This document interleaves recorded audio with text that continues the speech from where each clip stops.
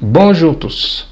Si vous avez une difficulté à reconnaître les plantes médicinales, à les identifier parmi les plantes et à les connaître profondément, voici une vidéo de clarification. Dans cette vidéo, nous allons essayer d'analyser ensemble avec vous comment identifier les plantes médicinales avec un système facile et comment les connaître, c'est-à-dire les étudier profondément et connaître leurs vertus, c'est-à-dire leur importance dans notre vie. Je m'appelle Nandou Etienne. Voici la matière. Reconnaître une plante est très importante, surtout pour les plantes médicinales appelées plantes à épices ou plantes aromatiques, parce que ces plantes ont une importance très capitale. Cette importance était ignorée, et surtout en Afrique, où on pense que seuls les guérisseurs ont le pouvoir de pouvoir connaître ces plantes. Et surtout dans ce continent où le climat est conducif pour le développement de ces plantes.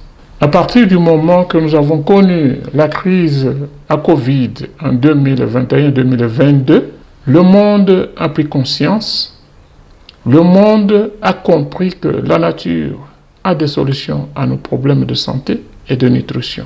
C'est pour cela qu'aujourd'hui, il y a plusieurs informations qui prêtent même à confusion parmi les gens. C'est pour cela que dans cette vidéo, nous pourrons amener quand même des lumières sur certaines difficultés, certaines confusions qui sont sémées. Pour alléger l'identification des plantes, nous avons dit qu'on puisse d'abord les reconnaître. On identifie une plante par son odeur, par sa saveur, par sa forme, la forme des feuilles, des fleurs, mais ce n'est pas vraiment le but de notre étude aujourd'hui parce que nous avons besoin d'une étude simplifiée, d'un moyen de les reconnaître plus facile. Nous devons aussi apprendre à classifier ces plantes dans l'ordre, famille et le genre. L'ordre, c'est comme un clan. Dans un clan, il y a des familles. Dans les familles, il y a des individus, des personnes, c'est le genre, et ces individus sont différents. Nous allons nous limiter au classement des plantes. Les connaître, c'est savoir leur utilisation en cuisine, pharmacie, cosmétologie, c'est-à-dire en beauté. Nous devons aussi connaître leur importance économique, parce que ces plantes sont une source de revenus, vous voyez, sont utilisées dans plusieurs domaines. Et ces domaines produisent autour de 1 trillion every year. Je suggérais que nous puissions d'abord penser à placer ces plantes selon leur durée de vie. Et parmi ces plantes, nous avons des plantes annuelles. Ce sont des plantes qui restent dans le sol pendant une année de production, c'est-à-dire une saison. Nous avons ensuite des plantes biannuelles. Biannuelles, ce sont des plantes qui restent dans le sol 2 ans, 2 saisons. Et des plantes pérenniales à feuilles caduques, c'est-à-dire ce sont des plantes qui restent dans le sol pour toujours, mais perdent leurs feuilles pendant une saison difficile telle que la saison sèche ou l'hiver.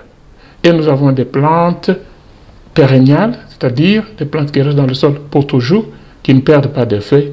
Elles sont appelées des plantes evergreen en anglais. Nous avons au-devant de nous des plantes annuelles. J'ai choisi 2 représentants qui sont le géranium et le basil. Ce sont des plantes annuelles. Nous avons 3 représentants de plantes biannuelles qui sont la céleri, le persil et le cerfeuil. Ce sont les plantes pérenniales à feuilles caduques. Ce sont des plantes qui perdent des feuilles pendant une saison difficile. Alors nous avons la mélisse, le mint, excusez, parfois les mots sont en anglais ou en français, bon, l'essentiel c'est de le connaître.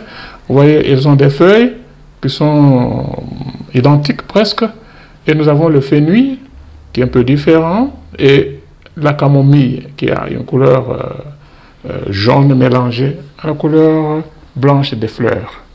Dans le groupe des plantes pérenniales evergreen, nous avons la lavande, le lavender en anglais, nous avons le sauge, le mint, romarin, Ce sont des plantes à production massive parce qu'elles sont pérenniales, elles restent dans le sol. Depuis que vous les avez plantées, vous allez toujours continuer à moissonner. Avant de passer à leur identification totale, un système que j'ai inventé, ce n'est pas un système compliqué, c'est une façon seulement de pouvoir reconnaître ces plantes. Je choisis 9 ordres où ces plantes sont. Il y a plusieurs ordres, mais les 9 sont des ordres qui ont des plantes les plus populaires. Et dès que vous les connaissez, je pense que vous avez quand même la maîtrise de ces plantes. Les autres, vous pouvez les ajouter petit à petit. Ici, dans la classification, j'ai choisi les ordres qui m'ont permis d'avoir 2A, 2L, 2M, 2S et Z, qui est la dernière lettre de l'alphabet. Dans le 2A, nous avons 2 ordres qui sont les apiales et les asparales. Les apiales sont représentés par la céleri, que nous avons vu tout à l'heure, le persil et le fenouil.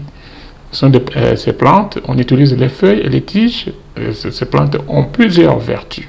Et nous avons des asparales qui sont des plantes à bulbes. L'oignon, l'ail et aloe vera. Ce sont des plantes à bulbes, également à plusieurs vertus. Vous verrez que j'ai mis le mot vertu, plusieurs, et puis nombreux. Dans la colonne des vertus, c'est juste pour alléger un peu, c'est toujours la même chose. Le deuxième, nous avons les lamiales. Là, nous avons la menthe, le sauge et le basil. Ce sont des plantes herbs. Ce sont des arbustes qui nous donnent des feuilles et des fleurs, parfois des tiges.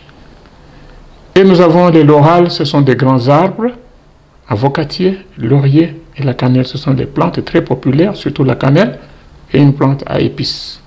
Elles présentent du fruit écosse et sont vraiment riches en vertus. Les magnoliales et les myrtales. Les magnoliales sont représentées par moringa et le corsol. Ce sont des plantes magiques. Moringa est utilisé dans la nutrition. Nous aurons des vidéos sur ça. Et nous avons les myrtales qui sont l'eucalyptus et le gravier, reconnus par leur odeur, une bonne odeur.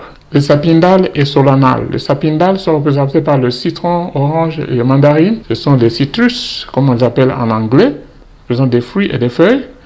Et nous avons des solanales qui sont représentées par le piment, tomate et aubergine. Ce sont des plantes qui sont très importantes dans notre jardin. L'attention particulière est portée sur le piment qui est l'une des épices les plus populaires après le poivre noir.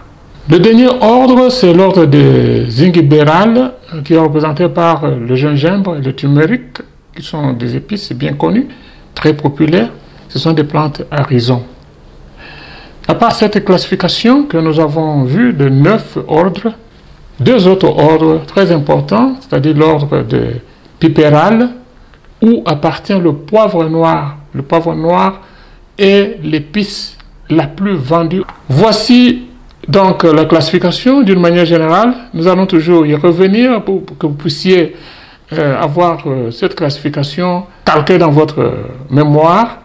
Et je pourrais même vous suggérer que vous puissiez mettre ça quelque part. Vous pouvez toujours consulter afin que ça puisse rester dans votre comme une deuxième nature. Ici, je vous fais un aperçu de ces plantes à vertu, comme nous devons les appeler maintenant. Je suggère qu'on les appelle de cette manière. Il y en a qui sont d'abord des pesticides, tels que la lavande, le piment et l'ail. Ce sont des plantes qui peuvent chasser des insectes, tuer des insectes, pour certains. Nous avons aussi des plantes médicinales. Ces plantes médicinales sont... Il y a des plantes qui sont utilisées en parfumerie, c'est la lavande, le sauge, citronnelle et mélisse. En cosmétologie, nous avons le citron et l'avocat. Les épices, nous avons la lavande, le sauge, citronnelle et mélisse. Et vous voyez que certaines plantes se distinguent. Par exemple, lavande, citronnelle, mélisse sont des plantes qui sont en même temps plantes médicinales. Elles sont dans les épices, elles sont dans la parfumerie. Et ce sont des plantes qui repellent aussi les insectes. Donc ce sont des plantes populaires à connaître. Alors voici ce que j'avais à vous présenter aujourd'hui sur l'identification des plantes à vertu.